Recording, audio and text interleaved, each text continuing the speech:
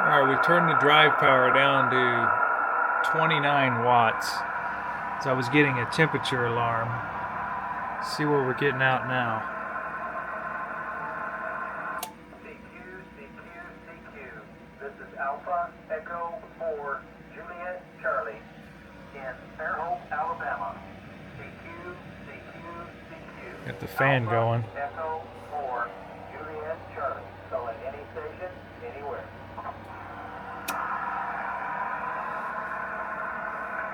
Alpha Echo 4 Juliet Charlie. This is W6LVP, Whiskey 6 Lima Victor Papa, over.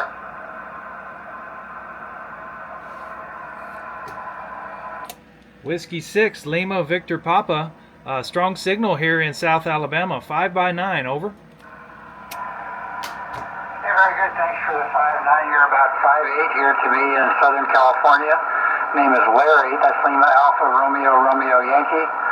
Located about 60 miles northwest of Los Angeles in a little farming town called Santa Paula. And just started sprinkling here, and we're expecting a bunch of rain over the next couple of days. But not too wet so far. What's your name there? AE4JC, W6LVP. Yeah, Larry, the name here is Matthew. Yeah, I'm testing out this little 12-volt amplifier. And I think I finally got it tuned in. I got one challenge. I got a fan on it. I was overdriving it earlier. I got to let this thing cool down a little bit. But it looks like with 29 watts in, it's putting 500 watts out. So that's about what we need. Over. Yeah, very good, Matthew. Well, I'm actually right now running a Mercury 3 amplifier, but I like to operate portable. I sometimes use a little Ameritron ALS 500. So not quite 500 watts, probably more like 350 or something like that. I'm wondering, what is the amplifier you're running there, Matthew? Over. It's an SGC 500 Smart Powercube. It's a 12-volt amp that I picked up at a hamfest, and I knew nothing about it. The company's out of business, but finally getting it to where it's doing what I need it to do. So yeah, I plan to put it actually in the mobile is my plan, but right now I've got it set up here in the shack. Over. Yeah, very good, Matthew. What is that an all-band HF or just a 10-meter rig, over? No, it's from 10 meters all the way to 160 is supposed to do. It manually switches, so you've got to either connect a switch to it, or move a ground wire. Right now, I've just got it to where I move a ground wire, so just got it set up for 10 meters right now. Over. Yeah, very good. Well, it sounds specification-wise sort of similar to the ALS 500 that I have. What I find is that those little amplifiers that are, essentially intended to be operated mobile or battery powered or whatever, they tend to do better in terms of output power and efficiency and temperature when you run them at the higher end of the voltage range. I think the absolute peak on this ALS 500 is supposed to be about 16 volts max. I actually operated at about 15 volts. I have this little up converter that takes anything from 10 to 14 volts, basically the range of a battery, but puts out a constant 15 volts, and that improves the power output and the efficiency and the thermal aspects and all that quite a bit. I'm wondering what voltage are you running there, Matthew? Over. Yeah, that's what I've been messing with. I've got a Ameritron 75 amp switching power supply, and it has a little bit of a voltage adjustment on it. So I've been adjusting it between 13.8 and up to like about 19 volts. The volt range printed on this amplifier is between it says from 10 to 18 volts it should operate. But it's like you say, that it seems like the higher the voltage I send it, the better it does. Over.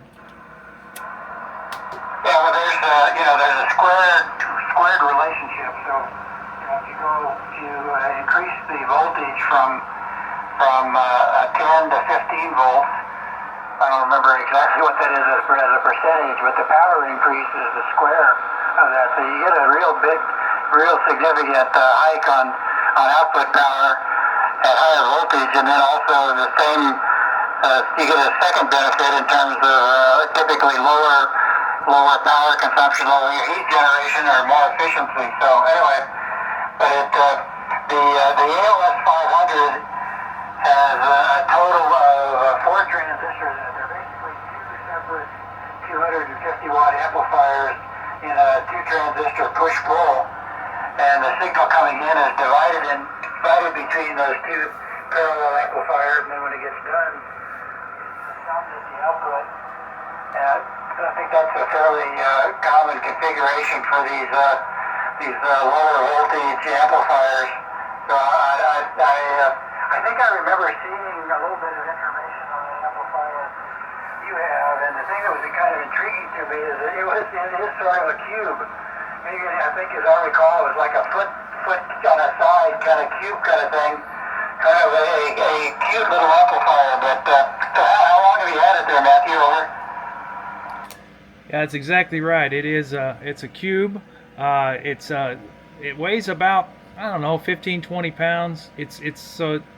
Yeah, I saw it at the hamfest. I thought, man, I need to get this thing, and I've had a time figuring it out because there's nobody you can call that company's out of business. So I've been, and the instruction manual I have for it is not specifically for this unit. The one I have doesn't have an adjustment switch on the front, and the only instruction manual I could find had all about it. It had an adjustment switch on the front, so I've kind of had to trial by error. But I've made a lot of errors, but it seems to be working now. Over. That seems to be working pretty good. So how much did you have to pay for it, if you don't mind? No, I paid $1,000 for it, which is on the low end of an amplifier nowadays, but it's still $1,000. And I took a little bit of a gamble in getting it because didn't know if it's going to work or not.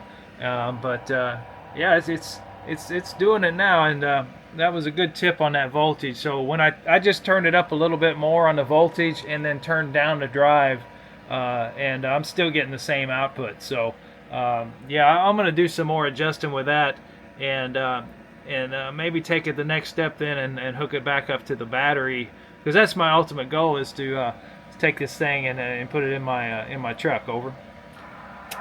Yeah, very cool. Well, it sounds like it's a perfect amplifier for that in terms of side and output power. And as we know, there's a big difference between 100 watts barefoot and 500 watts.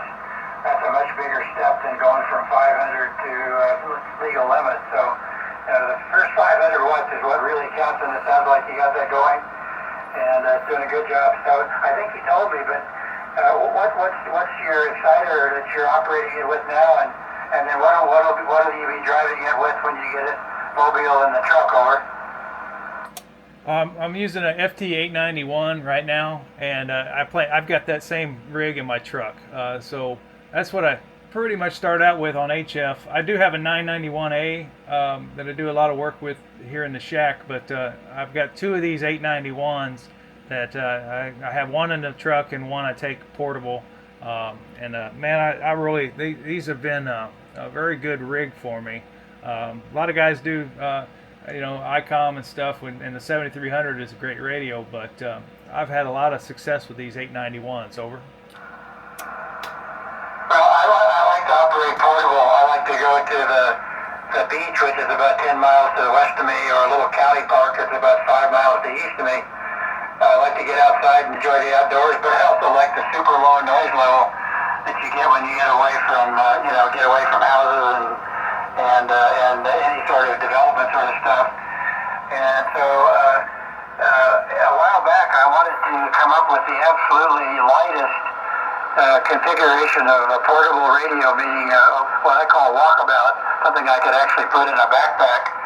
And so I bought an FT891. I've got a little 20 amp hour lithium iron phosphate battery and a fairly simple little antenna that I can put together pretty easily and quickly using a Wolf River coil.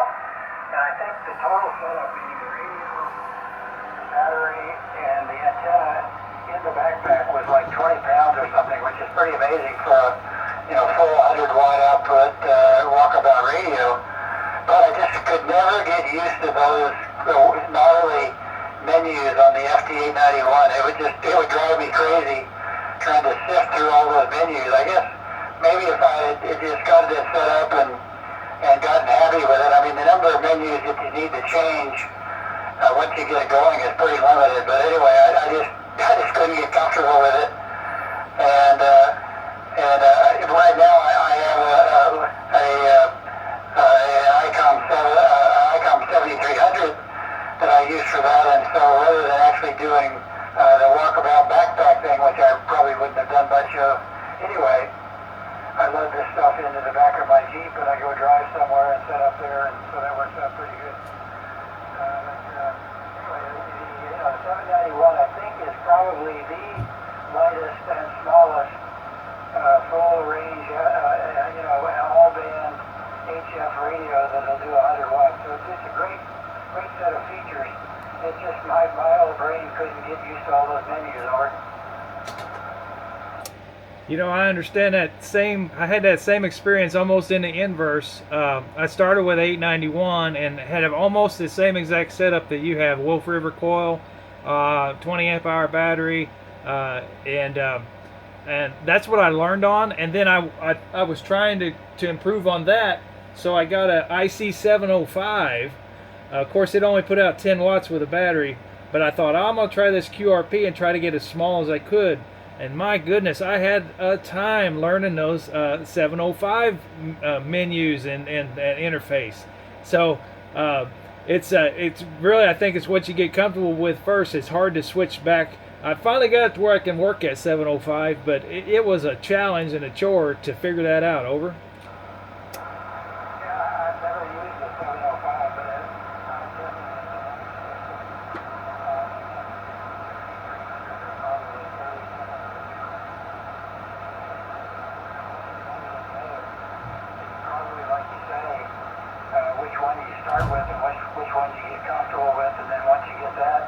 Switching to something else is what really becomes a challenge. So, I guess, I don't know how old you are, but I'm guessing quite a bit younger than me. So when you get to be my age, you'll find that making those challenges is even more difficult. But anyway, good luck with all of that.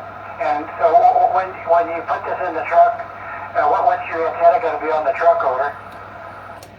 Yeah, copy that. I'm 53, by the way, so I'm going to be 53 here on the 30th. So I've got a birthday coming up. But no, I understand what you're talking about. It seems hard to switch over and learn something new. That's what the hobby, though. I really admire this hobby. It's helped me to learn stuff new. And just keep trying, because there's always something to learn. And then on the antenna. With 100 watts, I'm using an ATAS, that Yaesu ATAS on the truck, but of course I can't do that with this amplifier. So I have a separate coax running to the bed, and I'll probably run just one of those chameleon. That chameleon antenna is just a whip. Will do anything from 30 meters to 10, and I plan to just to tune one of those up and just try it with that in more of in a parked position. I doubt that I'll run. I'd have to figure out how to be truly mobile with the amplifier engaged. Yeah, I'd probably have to do some ham sticks or something. Over. Hey Matthew, I think the band is changing on you. You were right down at the noise level, so probably better stay 73 while we can, and congratulations on the amp and the project, and enjoy that. That's a lot of fun. I like doing that exactly kind of stuff. So anyway, nice chatting with you, and again, congrats on the amp, but I think probably better stay 73 here while we still got a little bit of a connection, and I'm crossing my fingers that we still do. Okay, 84JC, W6LVP, 73, Matthew. Have a good one. Bye-bye. All right, thank you so much. Yeah, I took a little fade on you earlier, but then you came right back. So, yeah, outstanding, QSO. Great talking with you, and best of luck with all your endeavors. Whiskey 6 Lima Victor Papa from Alpha Echo 4 Juliet Charlie. All the best, sir. 7-3.